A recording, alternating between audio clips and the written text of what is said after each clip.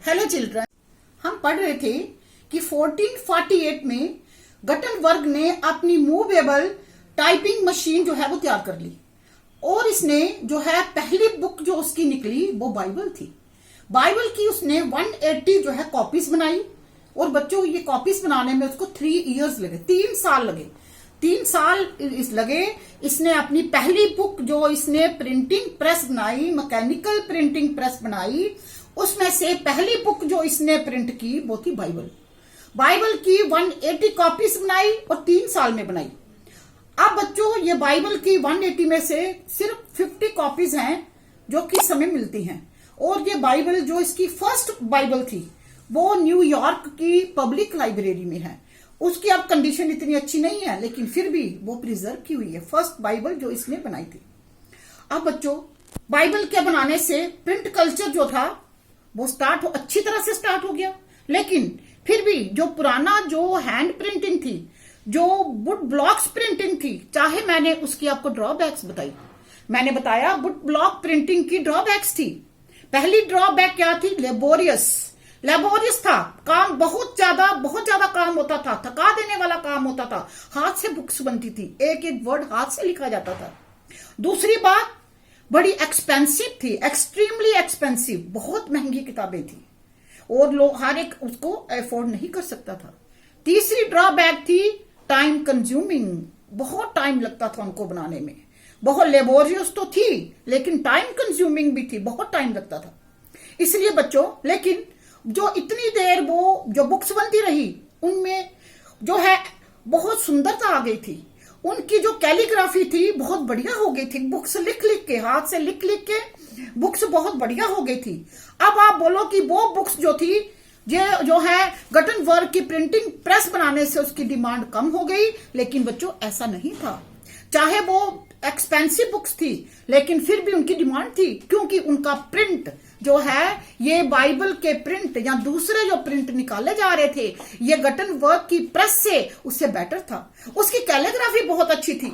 अब गटनबर्ग ने जो उसकी कैलीग्राफी थी उसको अपने जो मॉडल्स बनाए थे, मॉडल्स के थ्रू उसने जो अपने अल्फाबेट्स बनाए थे उन अल्फाबेट्स में भी वो कैलीग्राफी उन्होंने लानी आरंभ की।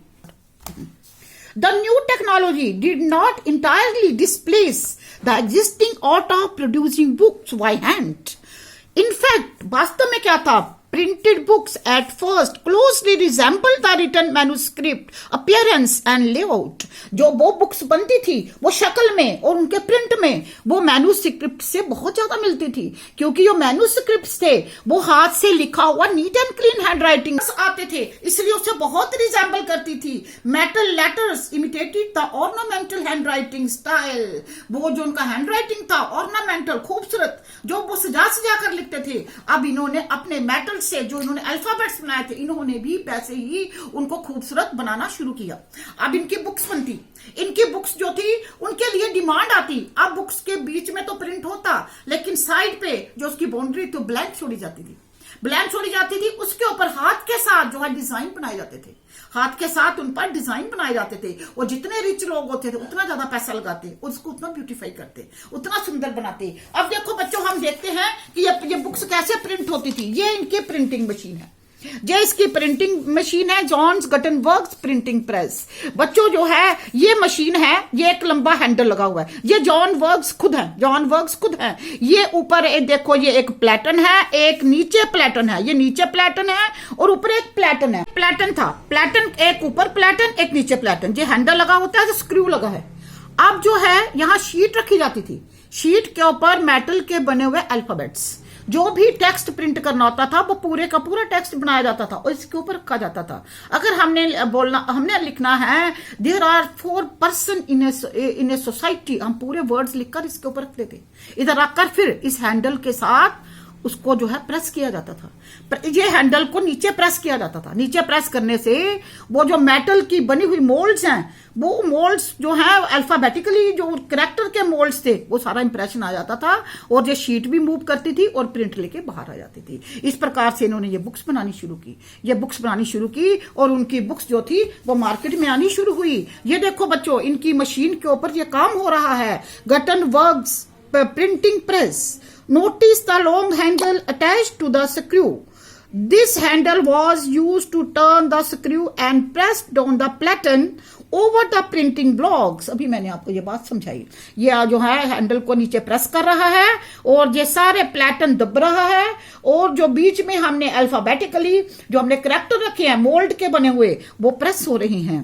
Blocks that was placed on the top of A sheet of A damp paper. जो वो है एक शीट के पेपर की शीट के ऊपर वो करैक्टर जो है मोल्ड जो है वो जो मेटल के बने हुए रखे जाते. कौन शीट कैसी होती? हल्की सी गीली होती. डैम्प हो गया हल्का सा गीला गीला महसूस होती थी वो गीली गीली.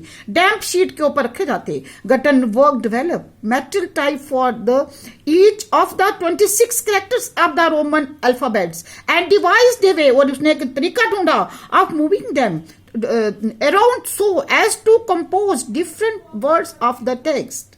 This came to be known as the movable type printing machine. मैंने आपको बताया कल कि ये मूवेबल जो है वो टाइप प्रिंटिंग मशीन क्यों थी?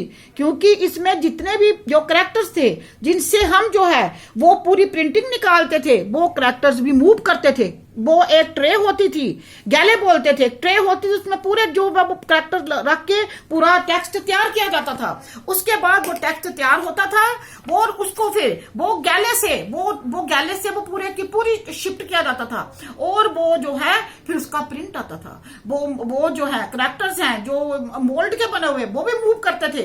जब हमने नया टेक्स्ट लिखना उनको फिर दोबारा से अरेंज किया जाता था और फिर शीट भी प्रिंट लेके मूव करती थी. इसलिए इसको जो है मूवेबल टाइप प्रिंटिंग प्रेस कहा गया. और बच्चों ये प्रेस जो थी this press and it remain the basic print technology over the next 300 year. 300 साल तक ये जो थी ये काम करती रही. बुक और books could now be produced much faster than was possible when the each print book was prepared by the carving a piece of the wood by the hand. अब ये उनसे ये फास्ट जो थी तेजी से जो है वो ये प्रिंट निकालती. जबकि पहली बुक जो थी एक एक बुक के ऊपर प्रिंट को कार्व करके एक एक बुक का प्रिंट निकाला जाता था. अब तो इकट्ठा प्रिंट जाता था और इकट्ठी बुक्स निकलती थी. अब जो है कॉमर्शियल मास जो है बुक्स जो है कॉमर्शियल मास प्रोडक्शन जो है वो आरंभ हो गई. अब जो था the Gutenberg press could print. The Gutenberg press could print 250 sheets on one side per hour. अब देखो बच्चों ये कितनी फास्ट जब मशीन होगी. अब एक घंटे में एक जो है वो एक घंटे में 250 शीट्स की एक साइड 250 शीट्स की एक साइड वो जो है एक घंटे में निकाल रही थी. देखो अब कितनी इंप्रूवमेंट होगी. अब बच्चों देखो ये मशीन जो थी जैसे देखिए आगे बैक पेज पे भी इस पेज पर दिखाया हुआ है. जी हम बच्चों इसको घर में देखना और लेसन इसको घर तक पढ़ना और जो है इसकी अच्छी तरह से रीडिंग करें. It is a very interesting lesson. Thank you students.